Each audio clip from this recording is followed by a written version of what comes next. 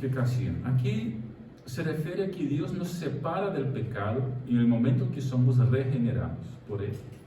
Es una santificación posicional, es decir, en un momento, el momento de la conversión, el momento de la regeneración, el momento en que nos entregamos a Cristo, Dios nos separa del pecado en el sentido de que nos da una posición santa. Por eso todos los creyentes pueden ser llamados santos si están unidos con Cristo. Cristo santifica, porque Cristo envía su Espíritu, Espíritu que santifica. Pero luego también nos referimos al proceso en que Él nos hace más semejantes a Cristo, lo que solemos llamar santificación progresiva, que es posible por la santificación posicional, pero que es gradual, que ocurre a lo largo, o debería ocurrir a lo largo de toda la vida cristiana. Es decir, el Espíritu nos va santificando y el creyente coopera con esta santificación por medio de actitudes que la Biblia nos enseña, ¿no? Entonces, por eso progresiva, porque debe ir creciendo a lo largo de nuestras vidas. Y si no va creciendo, falla algo. Seguramente no es en el Espíritu, sino en nosotros mismos. Entonces, esto es un resumen, ¿no? Pero vamos a profundizar aquí. Algunos términos bíblicos sobre los términos bíblicos, es decir, los términos que la Biblia utiliza pues para santidad o santificación. Primero, en el Antiguo Testamento se usa la palabra Kadash. El nombre correspondiente es Kodesh, dado que el adjetivo es Kadosh. Da igual cómo se pronuncia. Algunos opinan que la palabra esta se relaciona con Shadash, que significa brillar. Esto armonizaría con el aspecto de la santidad que tiene que ver con pureza. Pero muchos otros dicen que con mayor probabilidad esta palabra deriva de una raíz que es kad, que significa cortar. Esto haría que la idea original fuese la de separación.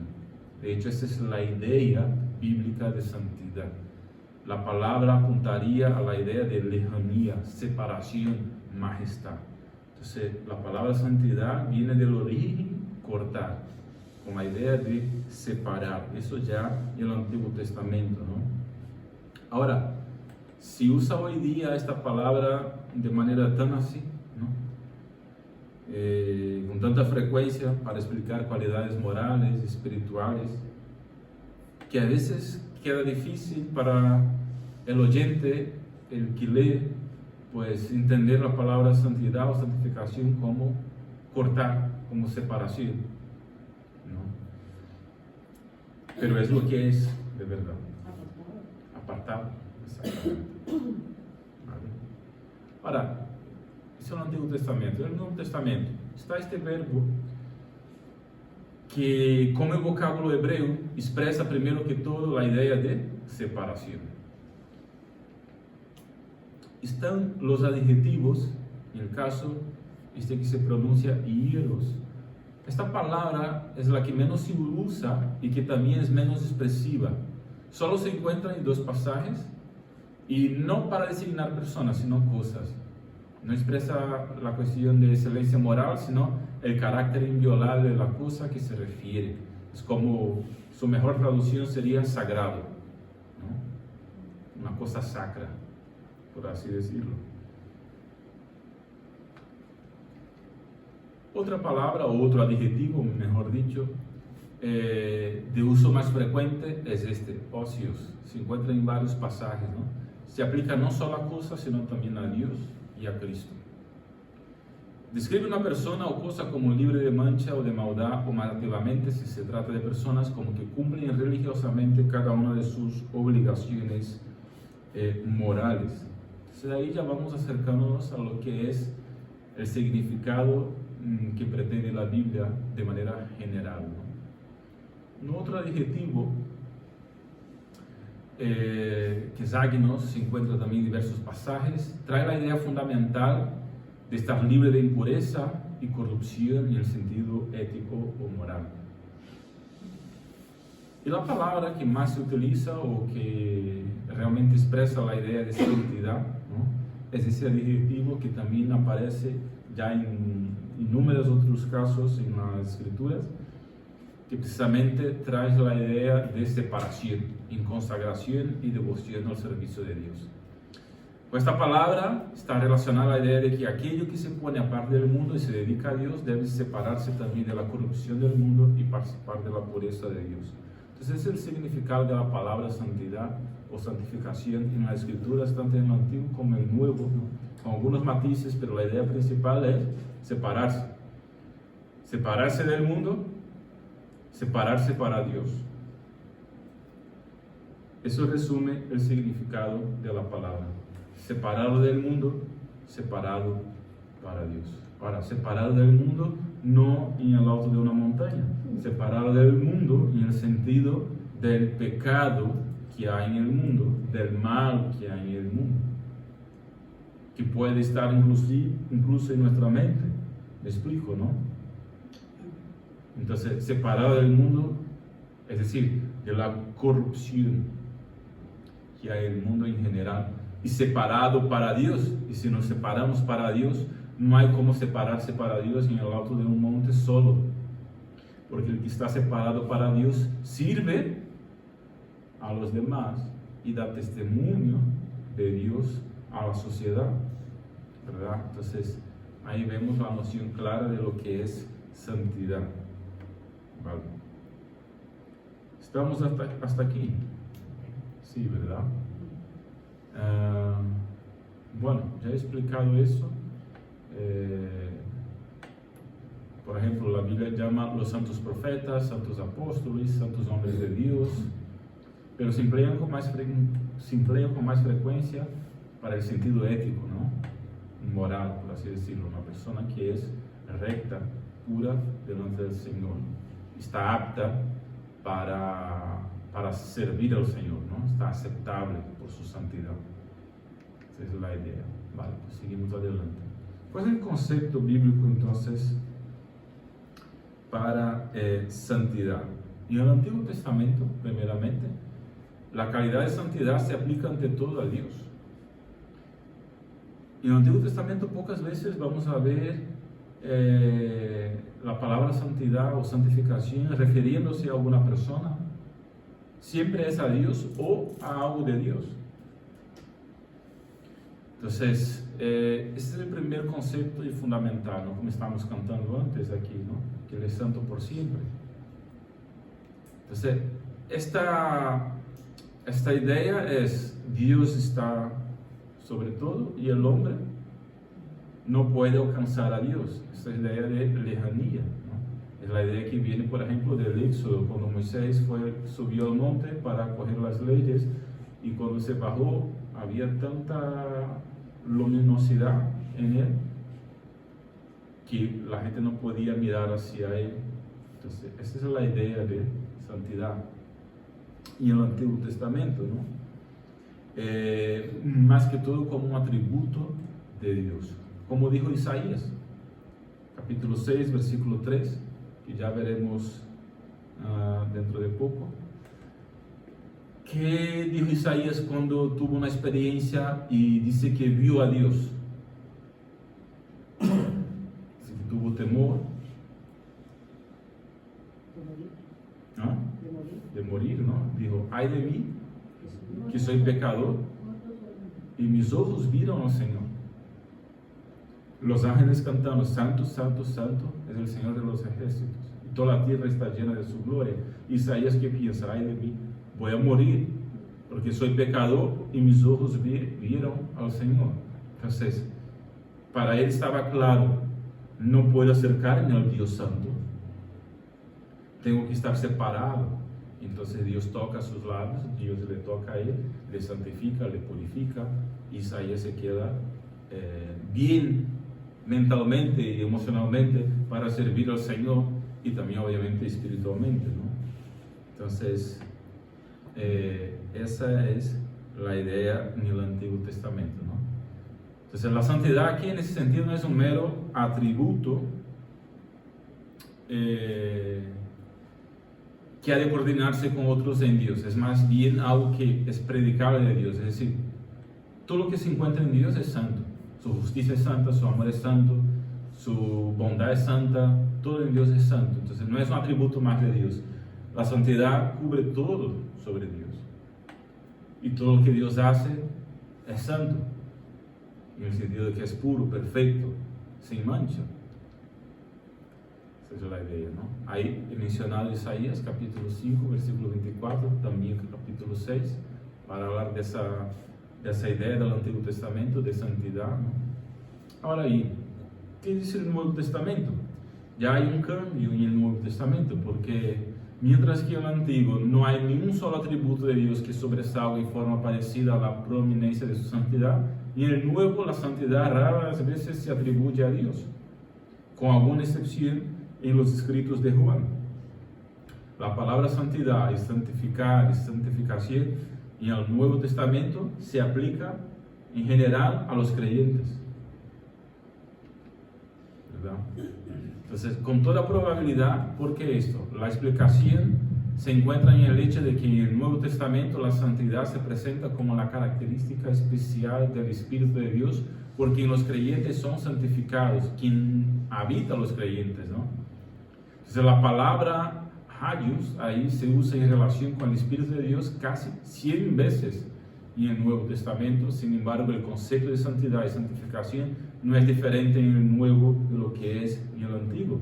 Es la misma idea de separación, solo que ahora la revelación avanza para enseñarnos que por medio de Jesús podemos sí tener relación con Dios, ese Dios santo, porque el Espíritu que está en el creyente santifica el creyente para ello, que es lo que estamos viendo aquí ahora mismo, ¿no?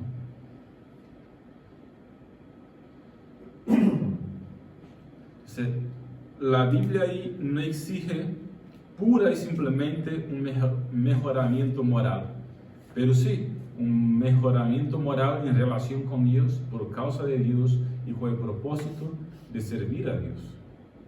La santificación puede definirse entonces como aquella operación bondadosa y continua del Espíritu Santo mediante la cual Él, al pecador justificado, lo liberta de la corrupción del pecado, renueva toda su naturaleza a la imagen de Dios y lo capacita para hacer buenas obras. Entonces es una pequeña definición de lo que sería santificación. Una operación del Espíritu en el creyente mediante el cual Él justifica, liberta, ¿no? Lo liberta de la corrupción del pecado, renueva su naturaleza a la imagen de Jesucristo y lo capacita para hacer buenas obras. Ya veremos lo que son las buenas obras. ¿Vale? ¿Cuál es la naturaleza entonces de la santificación? Primero, es una obra sobrenatural de Dios. Eso es lo primero. Podemos ver ahí en 1 Tesalonicenses 5:23. ¿Quién puede abrir? Porque algunos tienen, voy a pedir que abráis en algunos pasajes, que si tenéis vuestras Biblias.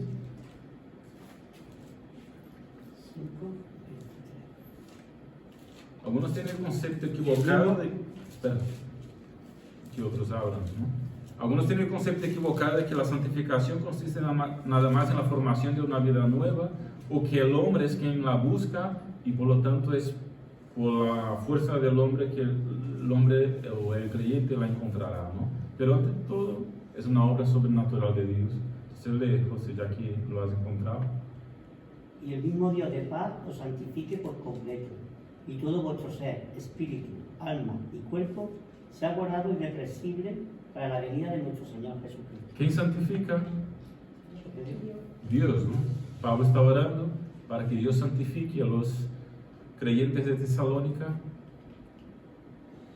por completo, cuerpo, alma y espíritu. Porque si Dios no actuara, pues esto no sería posible para los santos que vivían en Tesalónica, ¿no? Bueno, eso está en Hebreos 13 también. Entonces, lo primero es que la santificación como obra de Dios entonces consiste de manera fundamental y principalmente en una operación divina en el alma del creyente, por medio de la cual aquella disposición que antes teníamos, antes de Cristo, para el pecado, ahora Dios implanta una disposición para lo que es de Dios. La regeneración cambia nuestra disposición del alma para buscar la santidad, la semejanza a Jesucristo. Entonces se trata en ese sentido de una obra que en esencia es de Dios, aunque hasta donde Él emplea medios, el hombre puede, y no solamente puede, sino que debe cooperar. Por eso que hay gente más madura y menos madura en la fe, por así decirlo. Entonces es una obra de Dios que el hombre va a cooperar con sus actitudes de manera activa para ello, ¿no? Ya veremos sobre la participación o la cooperación del hombre. Ahora, es una obra sobrenatural de Dios, sí, fruto de la unión de vida con Jesucristo. Y ahí están textos que comprueban esto. No vamos a leer todos, sino vamos a intentar leer al menos un versículo de cada puntito, pero no todo, si no, no podemos salir de aquí hoy. Pero lo tengo ahí y lo dejo ahí para vosotros después, si queréis, ¿no? El estudio para que lo miréis. Entonces, la santificación es fruto de la unión con Cristo. Es porque Cristo está en nosotros que podemos ser santificados. Es una obra hecha en el hombre desde su interior, en la cual, por esa misma razón, no puede ser obra humana. No podemos cambiar nuestro corazón, nuestra alma. Eso es una obra de Dios, entonces. Y también la Biblia habla de sus manifestaciones en las virtudes cristianas como fruto de él. Gálatas 5:22 dice que el amor, mansedumbre, paz, paciencia, longanimidad, que son acciones santas, la verdad son frutos del Espíritu. Si es fruto del Espíritu, pues el Espíritu es quien está produciendo en nosotros. Pero como solemos decir, ¿no? En la práctica, cuando pedimos longanimidad o paciencia o bondad, ¿qué hace Dios? Nos envía pruebas en estas áreas para que actuemos en estas áreas y esto crezca. Porque Dios, por medio del Espíritu, va a producir sus frutos mediante nuestra vida en la tierra, según las experiencias que vamos teniendo y aplicando esta fe que tenemos en Él. Por eso es una obra del Espíritu, es una obra de Dios que el hombre opera. Así, la santificación nunca debe explicarse como un mero proceso natural en el desarrollo espiritual del hombre, ni debemos rebajar a la santificación como una mera conquista del hombre, del creyente. No es que uno ha sido más fuerte y por eso es más santo. ¿Me explico?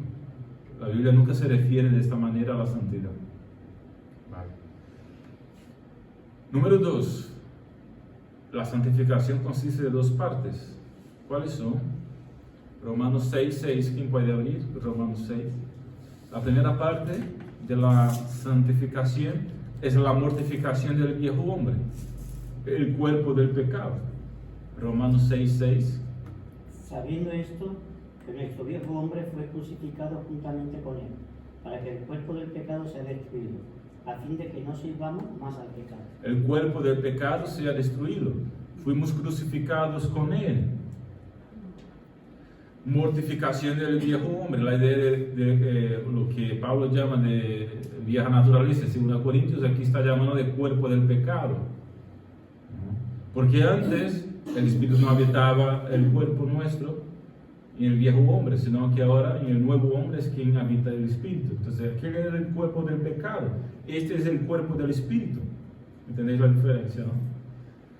Entonces, la santificación va consistiendo en la mortificación de este viejo hombre, de ese cuerpo del pecado, que ya lo hemos dejado, pero que está ahí todavía. Es una lucha. Entonces, con frecuencia se presenta en la Biblia esta lucha como la crucifixión del viejo hombre, como dice Pablo aquí, ¿no? Crucificando el viejo hombre, crucificado con Cristo, el viejo hombre fue. Entonces, por eso se relaciona con la muerte de Cristo en la cruz.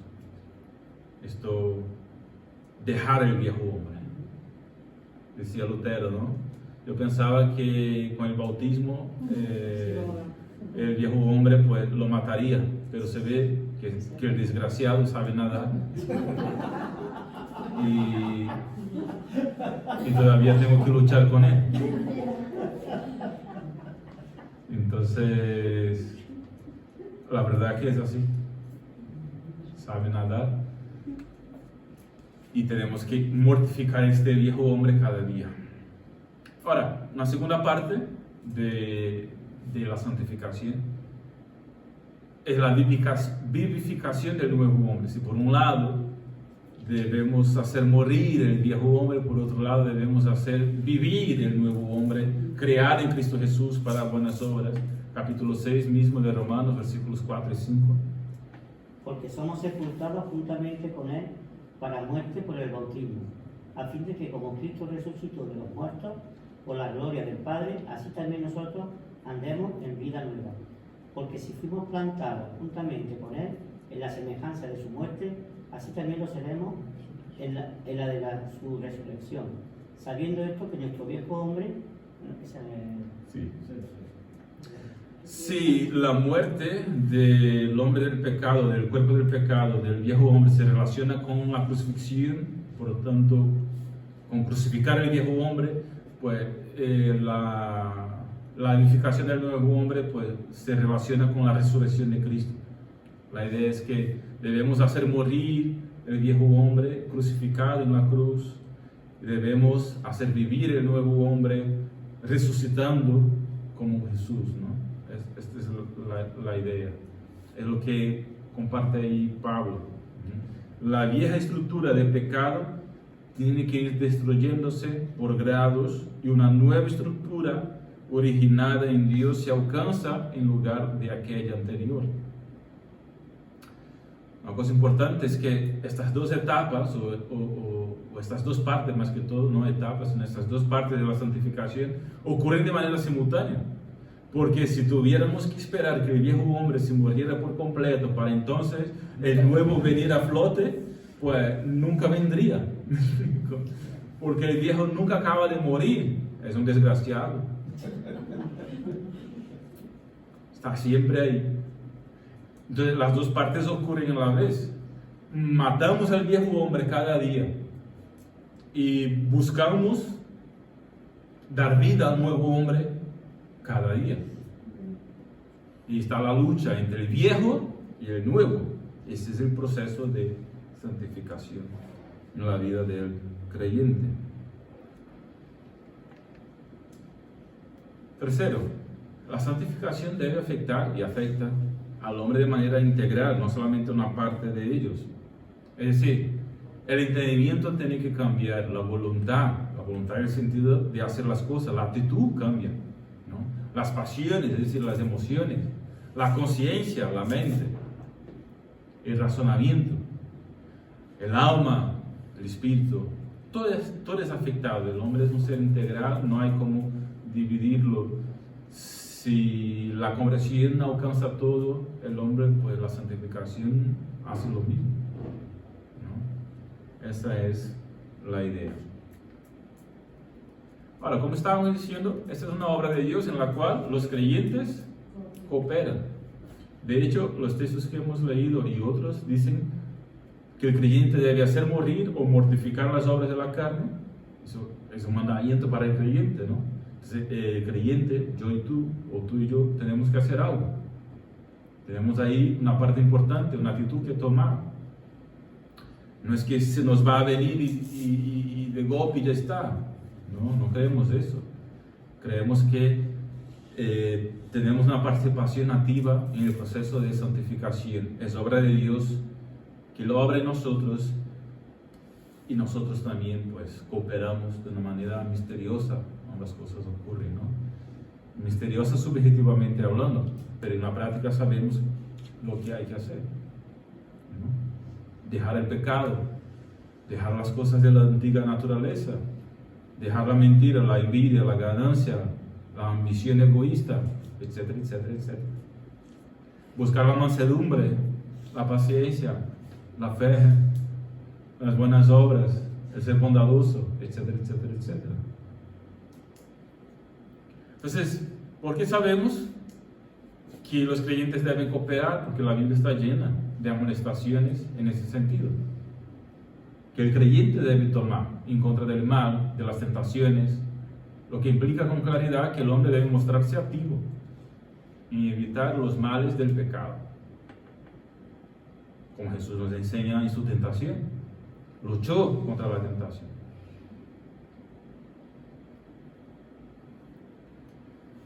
También podemos ver esto pues por las constantes exhortaciones a una vida santa, ¿no?, que implican que el creyente obviamente debe ser diligente en el empleo de los medios que están a su disposición para el mejoramiento moral y espiritual de su propia vida. ¿Qué medios existen o nos da Dios para santificarnos? La Biblia, la oración, ¿qué más? La comunión con los hermanos, ¿qué más? El Espíritu Santo, ¿qué más? Los sufrimientos de esta vida. Una esposa es un objeto de santificación, entre comillas, objeto, obviamente, ¿no? Un esposo es un instrumento de santificación. Los hijos son grandes instrumentos de santificación utilizados por Dios. Los demás hermanos, en el sentido de que nos ponen a prueba cada día por su bondad y por sus pecados, igual que nosotros a ellos, ¿no? Entonces, ahí va trabajando Dios en nosotros en ese sentido para que seamos más semejantes a Jesús. ¿Qué otro lugar no nos pide, qué otro lugar no nos es una...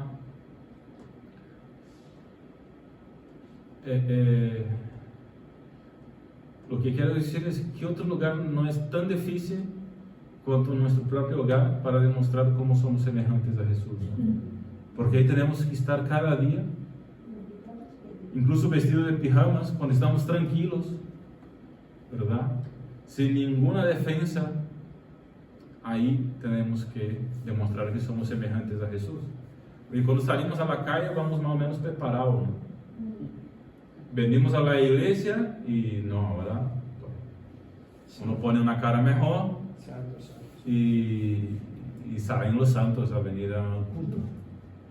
Pero ya cuando te despiertas, a lo mejor no estás tan santo así, ¿no? Y ahí es cuando tienes que ser santo, es decir, hacer morir tu vieja naturaleza para hacer vivir la nueva. Ahora creo que me expliqué mejor lo que quería decir. Entonces, características de la santificación. Algunas de ellas, tal como hemos hablado ya, ¿no? Es una obra de Dios, los creyentes cooperan. Es lo primero. Segundo, es un proceso lento. Y desde mi perspectiva o mi entendimiento, nunca alcanza la perfección en esta vida. Al mismo tiempo puede haber casos en los que se completa en muy corto tiempo. Por ejemplo, los casos en que la regeneración y la conversión son seguidas de inmediato por la muerte física. Uno acaba de convertirse y luego muere. He visitado a algunas personas del hospital, he predicado el Evangelio, pues aparentemente se ha convertido porque dice que ha tomado una decisión, de golpe el día siguiente se muere. No tuvo tiempo para ser omega santo, ¿no, verdad? Pero si realmente se ha convertido, pues el Señor le ha santificado y goza del gozo celestial, como el ladrón en la cruz. Incluso hemos visto sobre él el otro día en la selva, ¿no? Pero para la mayoría de nosotros, incluso los que estamos aquí ahora mismo, a ver, sí, es un proceso lento. Porque dura toda nuestra vida. Tercero, según parece, la santificación del creyente debe completarse o bien al momento de morir o inmediatamente después de la muerte, hasta donde tiene que ver con el alma, y en la resurrección, hasta donde esta tiene que ver con el cuerpo.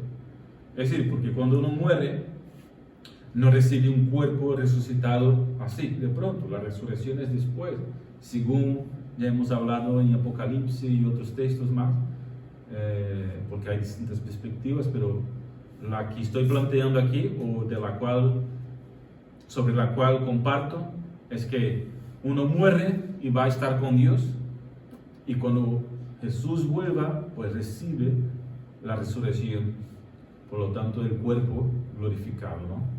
Lo que estamos hablando aquí es que la santificación se completa al momento en que uno muere,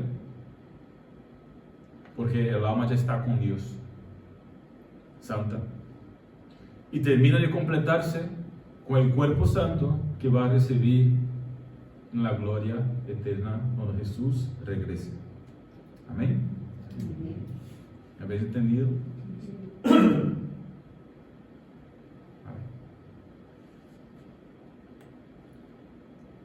Tercero, la Biblia enseña que en la vida presente ninguno puede pretender que está libre del pecado.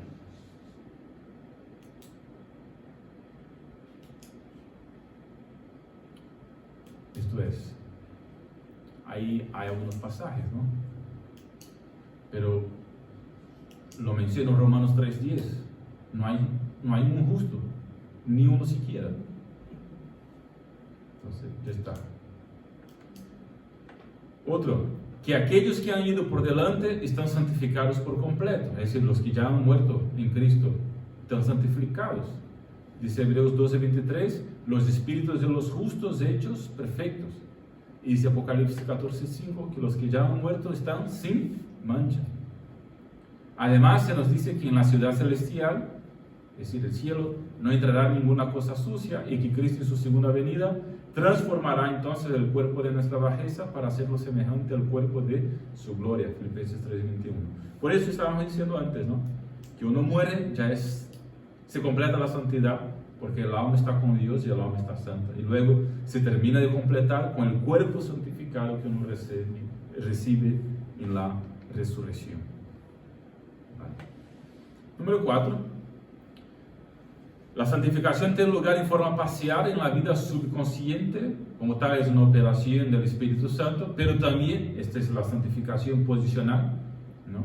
Cuando Dios nos hace santo, pero también en forma parcial tiene lugar en la vida consciente. Tiene que ver con la santificación progresiva. Depende entonces del uso de medios determinados, los que ya hemos mencionado aquí. Ejercicio de la fe, estudio de la palabra, oración, comunión con los creyentes, nunca es de más repetir. Sufrimientos en la vida, las circunstancias buenas o malas que se nos ocurren, y etcétera, etcétera, etcétera. Todas las cosas cooperan para el bien de los que aman a Dios. Y este bien, según dice el versículo siguiente en Romanos, es transformarnos a la imagen y semejanza de Jesús. Entonces, todo utiliza el Espíritu para hacernos más semejantes a Jesús. Vale. Vamos a hacer aquí una relación entre santificación y regeneración. La regeneración se completa de inmediato, porque un hombre no puede estar medio vivo, medio muerto, ¿verdad? Entonces no puede estar más o menos regenerado, o está o no está, o está muerto o está vivo. Ahora, la santificación es un proceso gradual, produce cambios graduales, de tal manera que se podrán distinguir grados diferentes en la santidad resultante. Es decir, puede realmente haber gente más santa que otros, en el sentido que se ha santificado más, no porque sea una persona más especial, o no porque sea pastor, o no porque sea sacerdote, sino porque su vida a diario está más separada para Dios, más separada del pecado. ¿Sí? Una vida de más obediencia, una vida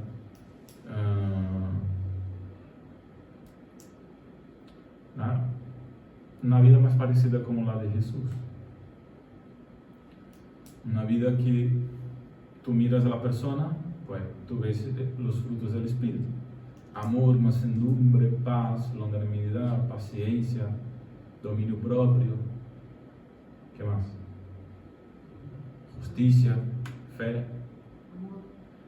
Esta persona que tú miras a ella y dices: vaya, este parece que tiene todos los frutos realmente, ¿no? Pues mira, esta persona es más santa que tú, obviamente. No es que no tenga pecado, pero su madurez en la fe a lo largo de su vida le ha llevado pues a aplicar más los principios de la palabra y a desarrollar más estos frutos mediante la gracia del Espíritu de Dios. De manera que, ¿cuál es el resultado? Es un creyente más maduro, es un creyente más semejante a Jesús, es un creyente más fiable, es un creyente que puede ayudarte más. ¿Por qué? Sí, progresivamente hablando, es más santo. No que deba ser adorado, como dicen por ahí, no que realice milagros, no. Simplemente es alguien más semejante a Jesús. Esa es la idea. Entonces, la regeneración es el principio de la santificación, porque sin una nueva vida, pues no puede empezar la santidad, ¿no? Como dice Pablo en Filipenses 1:6, el que empezó la buena obra la va a terminar hasta el día de Cristo. La buena obra empieza con la regeneración, se completa a lo largo de la vida de uno con la santificación, hasta completarse en el cielo. Vale, esa es la idea. Santificación y justificación. La justificación precede a la santificación y es básica para ella. En la creación, el orden de la justicia y de la santidad es exactamente lo contrario. Adán y Eva eran santos en el sentido de que estaban separados del pecado por completo y separados para Dios, ¿verdad? Adán fue creado con una disposición santa y una inclinación hacia el servicio a Dios. Pero en la base de esta santidad, él no tenía que producir la justicia que le daría título para la vida eterna. ¿Por qué? Porque ya era justo, en el sentido de que estaba sin pecado. Ni siquiera necesitaba un tribunal. ¿Por qué? Porque a los tribunales van los que se les acusa de algún delito. Adán fue criado y Eva pues sin ningún delito, entonces no había de qué acusarle. Y ya estaba separado de Dios, y ya estaba separado para Dios, ya estaba separado del pecado. Entonces, no necesitaba justificación en ese sentido. Y ya era santo. Ahora el orden se invierte. Para que uno sea santo, pues se requiere primero que se le sea declarado justo. Entonces, la justificación como tal no efectúa un cambio en nuestro ser interior, por tanto necesita la santificación como su complemento. Dios declara a uno justo, eso no cambia el interior de uno, pero uno está justificado de sus pecados y a partir de ahí puede empezar una nueva vida. Entonces, no es suficiente que el pecador se presente como justo delante de Dios, también debe ser santo en su vida íntima. Por eso que la salvación no termina con la justificación por la fe, como decía Santiago, ¿no? Muéstrame tu fe por medio de tus obras, porque de eso se refería Santiago, ¿no? Naturalmente y de manera práctica, pues si uno fue justificado por la fe y ha cambiado algo en su interior, pues él va a empezar a buscar la santidad.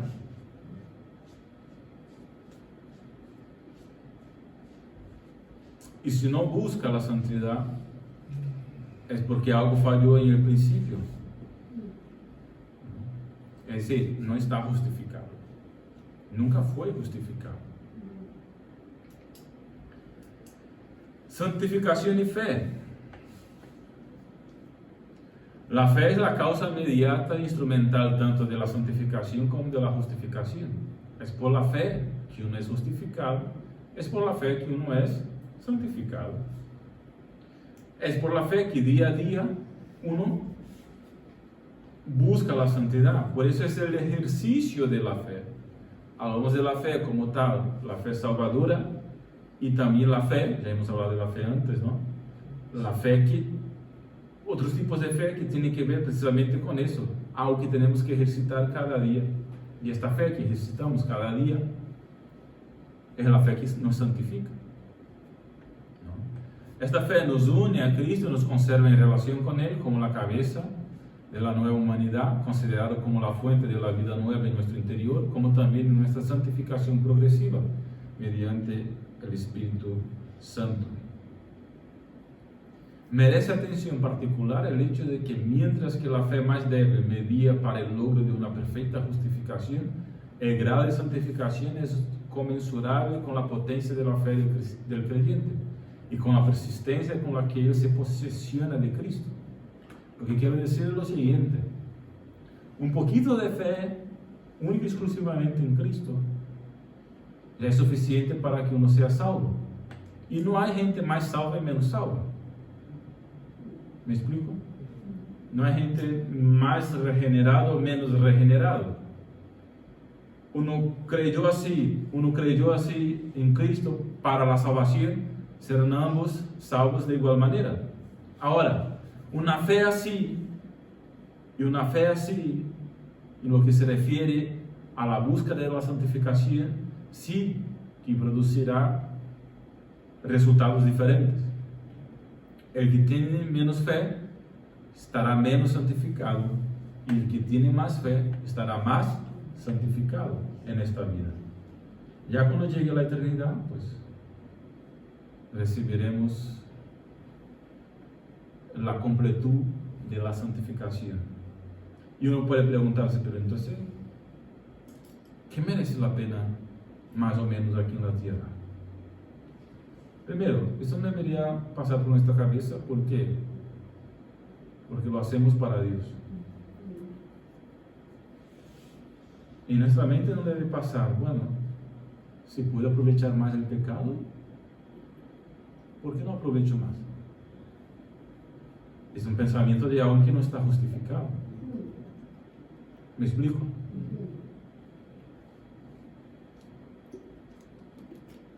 Entonces, el pensamiento es: tengo que buscar más la santificación. ¿Por qué? Porque es mi Dios, me ha salvado, me ha regenerado, es mi Señor, mi Salvador, le debo todo. El pensamiento no es: vaya, pero si puedo un poquito más aquí del mundo y no pasa nada para Dios, pues a lo mejor puedo aprovechar un poquito más aquí del mundo. No sé si me explico la lógica del pensamiento que algunos tienen en su cabeza. No pasa nada. Ese pensamiento es un pensamiento de alguien que está buscando una religión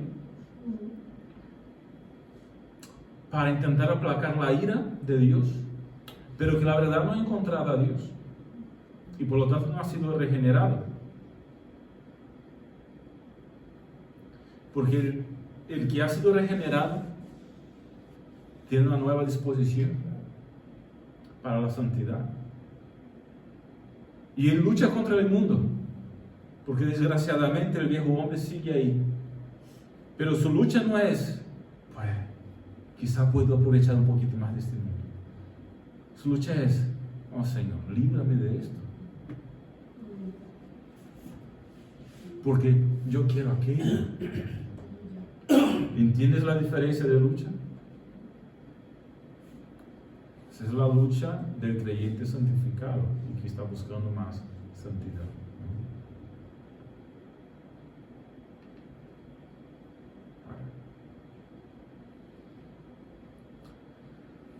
Bien, la santificación en esta vida es imperfecta en el sentido de que todavía luchamos. Es imperfecta en grado, por ejemplo, un niño recién nacido es, descontando las excepciones, por supuesto, él es perfecto en sus partes, es un niño perfecto, pero todavía no tiene madurez, tiene que crecer, desarrollarse.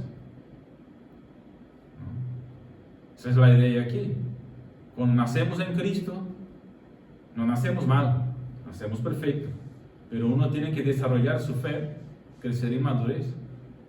Si el nuevo hombre es perfecto en cada parte, pero sigue siendo imperfecto en el grado de desarrollo espiritual durante la vida presente. No es que Dios ha hecho una mala obra en la regeneración y no se quedó bien, y por eso hay que matar al viejo hombre. ¿Me explico? No, Dios hizo su trabajo perfecto. Como un niño que nace perfecto. Pero el niño que nace perfecto hay que alimentarlo, hay que educarle, hay que hacerle llegar a la madurez. El nuevo creyente nace perfecto en el sentido de que sí, ha nacido un nuevo creyente, pero ahora hay que educarle, cuidarle, hacerle crecer. Esa es la idea aquí. Los creyentes, por lo tanto, tienen que luchar en contra del pecado durante todo el tiempo que vivan. Santiago 3:2. Vamos a leer este pasaje.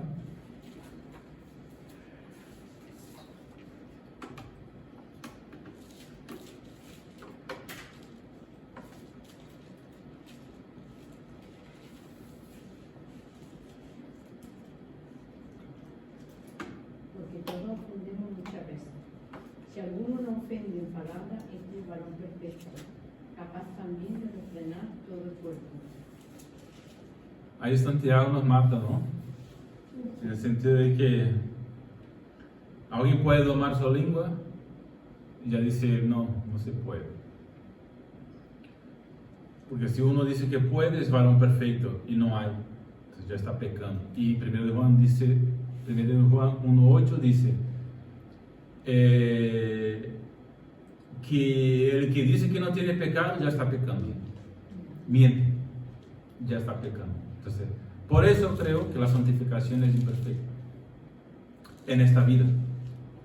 Perfecta llegará a ser en el cielo, ¿verdad?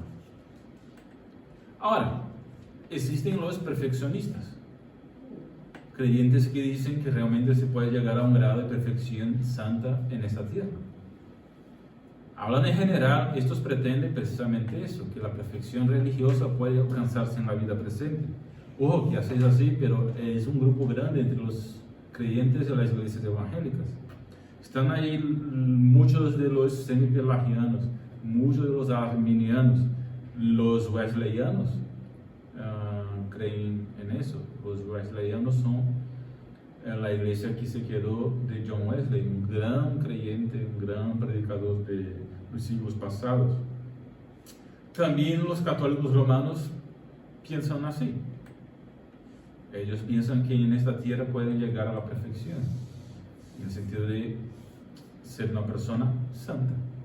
Por eso se canoniza. Tales personas llegaron al grado de santidad.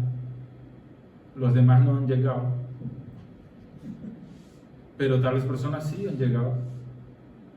Y por lo tanto son personas prácticamente perfectas para ellos. Por eso son canonizados, son santos. Ahora, ¿cómo argumentan los perfeccionistas? Ellos argumentan algunos argumentos, vamos a ver ahí 4 por lo menos. Primero, dicen que la Biblia ordena a los creyentes que sean santos y todavía más, que sean perfectos. Y están ahí los pasajes que dicen precisamente esto, que debemos buscar la perfección, ¿no? Y que les exige no solamente eso, sino que sigan el ejemplo de Cristo, que no hizo pecado. Y dicen ellos, pues tales mandatos serían irrazonables, serían incoherentes, si no fuera posible alcanzar tal perfección. ¿Vale? Ese es uno de sus argumentos. Segundo, dicen que la santidad y la perfección se atribuyen a menudo en la Biblia a los creyentes, como me refería antes, ¿no? Los santos apóstoles, los santos de tal iglesia, de tal, algunos santos del Antiguo Testamento, ¿no? Entonces dicen, bueno, la Biblia se refiere a algunas personas como santas, entonces hay gente que puede llegar a esto. Ahora, también dice Pablo a la iglesia de Corintios, a los santos que están en Corinto, y santos allí casi no había, entre comillas, pero sí todos eran santos, si es que eran creyentes. Se dice que hay ejemplos bíblicos de santos que tuvieron vidas perfectas. Noé, Job, Asa. Ahora, perfectas entre comillas, porque Noé, sí, fue una persona teóricamente perfecta o santa, ¿no? Y por eso Dios le llamó para construir el arca. pero ya sale del arca y se emborracha. Es que ahí se complican las cosas.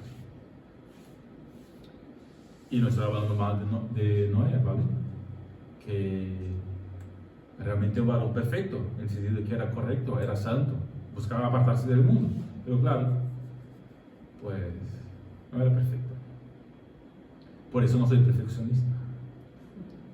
Y por último, el apóstol Juan declara explícitamente que los que son nacidos de Dios no pecan. Ese es otro de su argumento, ¿no? Que los que son nacidos de Dios no pecan. Pero claro, hay que interpretar este pasaje de Juan. Los que son nacidos de Dios no permanecen en el pecado. No practican el pecado en el sentido de que no están toda la vida practicando el mismo pecado, permaneciendo en él deliberadamente, voluntariamente y sin ningún tipo de lucha contra ese pecado. No es tampoco que no luchaba contra el mismo pecado. Uno puede luchar contra el mismo pecado por un largo tiempo, pero está luchando. Lo que dice Juan es que los que son nacidos de Dios no permanecen en estos pecados, sino que luchan contra ellos y al fin y al cabo terminarán de vencer. Ahora, ¿cómo argumentamos? Ya pongo yo aquí también para que sepáis que en este caso me posiciono así. ¿Cómo argumentamos los imperfeccionistas? A luz de la Biblia, pues ya he dicho algunas cosas, ¿no? La doctrina del perfeccionismo es por completo insostenible. La Biblia nos da clara seguridad de que no hay un justo, ni uno siquiera. El apóstol Pablo en Romanos lo deja claro, y Santiago también, con el pasaje que acabamos de leer con Charlie. Segundo, según la Escritura hay una lucha constante entre la carne y el espíritu en las vidas de los hijos de Dios. Y aún el mejor de ellos está todavía luchando por la perfección.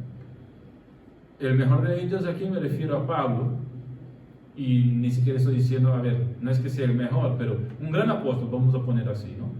Para decir que fue el mejor. Pero vamos a decir que fue un gran apóstol, autor de la gran parte del Nuevo Testamento. Pero decía Pablo que estaba en constante lucha contra su pecado. Romanos 7 lo deja claro. Filipenses capítulo 3, versículo 10 dice que no es que ya haya alcanzado la perfección, sino que él proseguía hacia la meta. Es decir, un muy buen creyente, para no decir otra cosa, seguía luchando contra el pecado.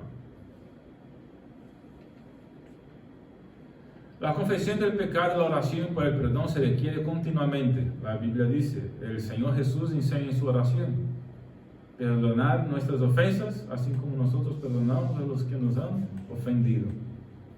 Y diversos otros pasajes que nos enseñan que hay que haber siempre una confesión continua en la vida del creyente. Los perfeccionistas mismos estiman necesario rebajar las reglas de la ley y hacer que la idea del pecado sea externa para poder sostener su teoría. Es decir, a lo largo de la historia, muchos de los perfeccionistas, muchos teólogos perfeccionistas, a lo largo de la historia, acabaron por tener que rebajar el listón de santidad para poder realmente seguir defendiendo de que era posible llegar ahí, ¿no? Era posible llegar ahí. Y claro, pues esto de por sí ya es una muestra de que no puede ser. ¿Vale?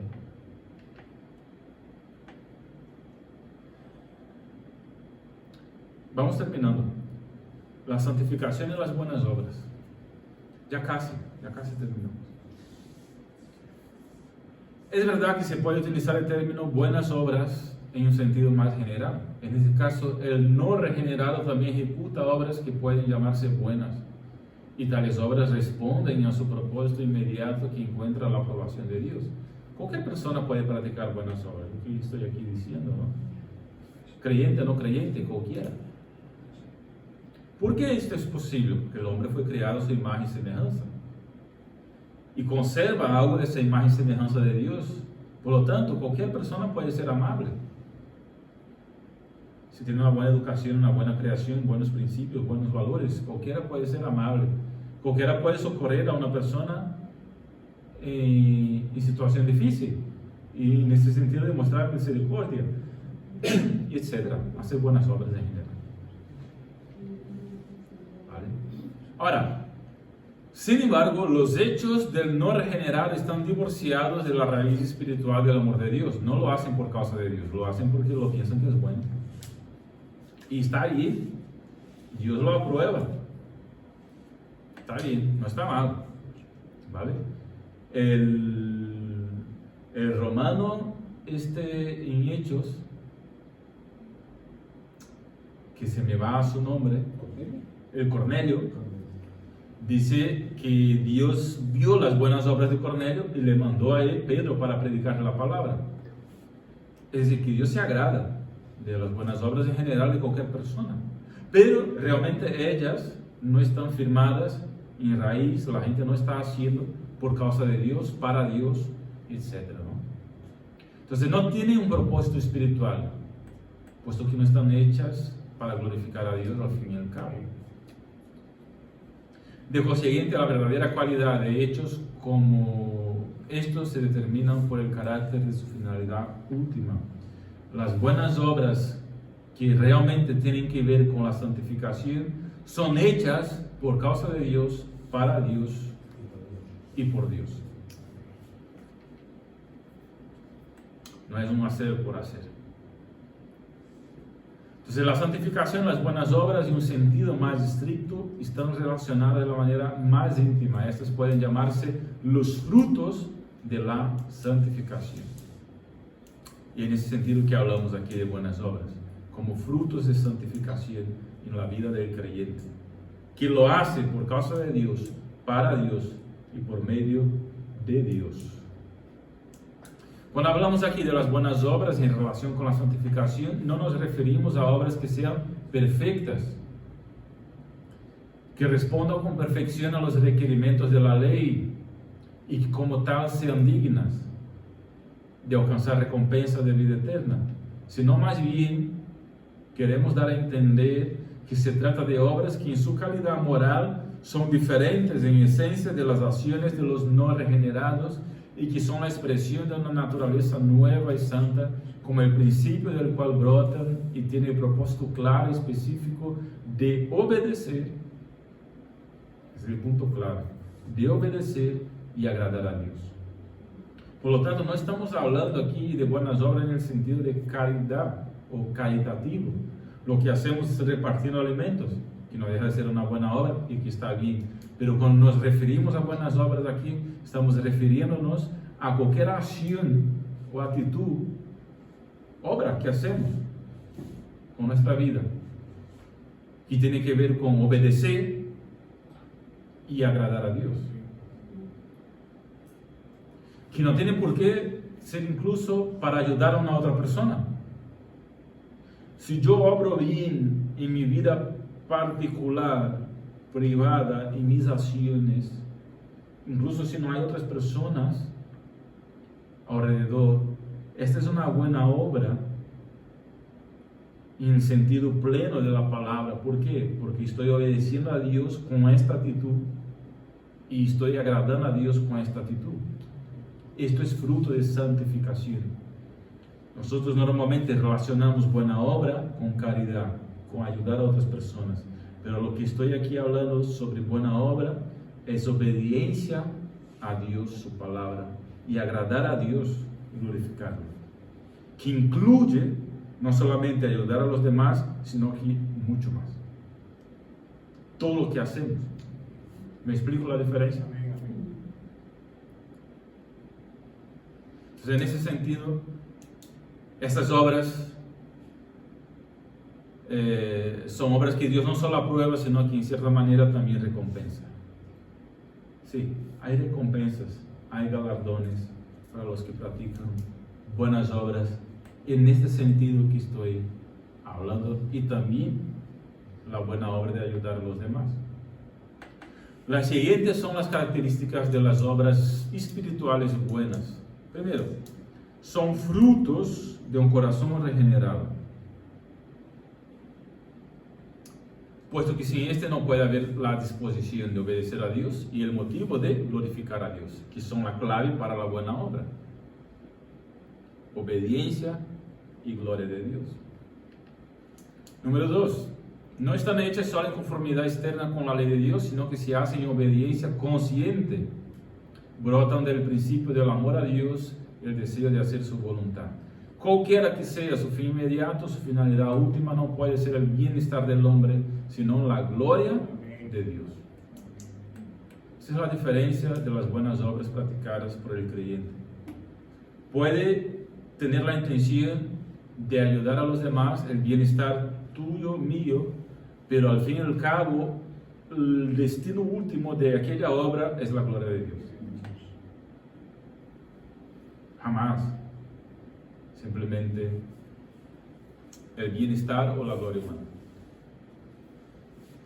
Es el más alto propósito que puede tener cualquier acción. Por último, las buenas obras y el mérito. La idea general, aquí para hacer una comparación con la Iglesia Católica, que es la religión dominante en nuestro país, la idea general de la Iglesia Católica parece ser la de que la capacidad para cumplir buenas obras, en el sentido estricto de la palabra, brota de la gracia que ya está en el hombre y que posteriormente estas obras producen mérito y dan al hombre entonces justo el derecho a la salvación. Tanto que la Iglesia va más lejos, enseña que los creyentes pueden ejecutar obras de supererogación, es decir, obras buenas para uno y para los demás. Por eso se enseñó en la Edad Media y hasta el día de hoy se cree de esta forma, que los que están en el purgatorio tienen que purgar los pecados y los que están vivos pueden ayudarle a purgar sus pecados. ¿Os suena eso? Sí, ¿verdad? Uno está haciendo buenas obras por sus hijos, que ya están muertos, o los hijos por los padres, por así decirlo, ¿no? Esta es la idea. Tan lejos va esta doctrina de el mérito de las buenas obras, pero recordad, hacemos buenas obras porque es Dios que obra en nosotros, por lo tanto el mérito no es humano, lo hacemos por la gracia del Espíritu de Dios en nosotros. Eso es lo que pensamos. Una obra que merece la aprobación y la cual se adhiere a una recompensa por promesa, convenio, de cualquier otra forma, también se llama a veces meritoria. Tales obras son dignas de alabanza y son recompensadas por Dios, sí, pero a pesar de que sea así, las buenas obras que hacemos no pueden por su propio valor moral convertir a Dios en deudor para con nosotros, que es la idea que al fin y al cabo se trae de ahí, ¿no? Yo hago buenas obras, ahora Dios es mi deudor, me va a recompensar por lo que hice, y si hago más, pues me va a recompensar para mi hijo, mi yerno, no sé quién.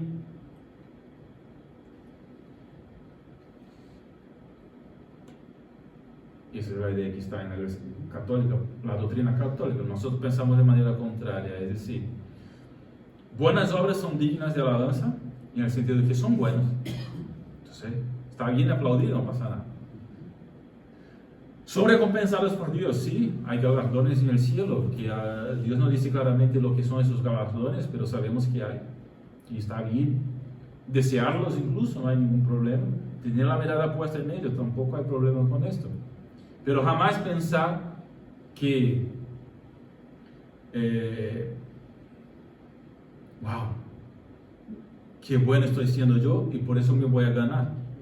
Al fin y al cabo, Dios no es deudor nuestro,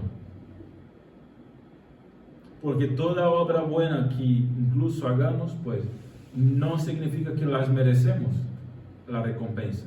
Dios por convenio y por promesa dice que va a recompensar, pero Él no está obligado por mis méritos a recompensar. Si está obligado es por su promesa, es decir, es por Él mismo y no por mí y por lo que he hecho yo. Si está obligado, si está obligado es por su promesa y por el convenio que Él mismo hizo, no por los méritos de mis obras. Eso es gracia también. Claro, eso es gracia. Es de eso que estamos hablando. Gracia. siempre gracia. Entonces, en estricta justicia, las buenas obras de los creyentes nada merecen, y hay varios pasajes ahí. Muestran con claridad que los creyentes no reciben la herencia de salvación porque se les deba en virtud de sus buenas obras, sino por gracia, como dice nuestro hermano. Es razonable también que tales obras no puedan ser meritorias porque los creyentes deben su vida completa a Dios y por tanto no pueden merecer nada por el hecho de darle a Dios simplemente lo que ya le es debido. No pueden hacer buenas obras con su propia fuerza, solo por la fuerza de Dios. Entonces, claro, de nuevo es Dios quien da por su gracia. Aún las mejores obras de los creyentes siguen siendo imperfectas en esta vida. ¿Por qué? Porque somos imperfectos. Además, las buenas obras de los creyentes están fuera de toda proporción con la recompensa eterna de gloria. Lo que Dios nos dará de largo no tiene comparación. Entonces, no nos dará como recompensa, simplemente justa, por así decirlo. Es como tú has trabajado una hora y tu jefe viene, pues te da una paga cuádrupla. Así se dice. Cuádrupla. Y tú miras y dices, ¿pero esto qué es? No, nada. Disfruta con tu familia. ¿Ya has visto esto ocurrir en algún momento? Yo nunca. Que un jefe haga esto, yo nunca he pasado por eso. Desgraciadamente. Ojalá un día, porque entra más pasta. Pero es más o menos así con Dios. Y mucho más. Es un ejemplo tosco.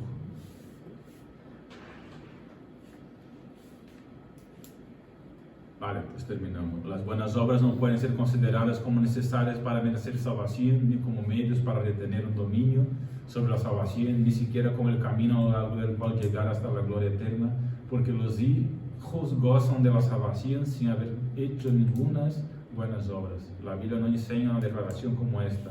Ninguno puede salvarse sin buenas obras. No, la Biblia nunca dice esto. Todas las buenas obras, por necesidad y obligación, son secuela de la unión de los creyentes en Cristo.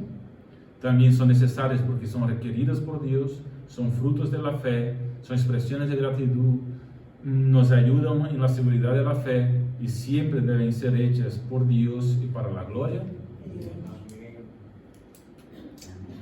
Os dije que tardaba una hora, ¿no? Sí.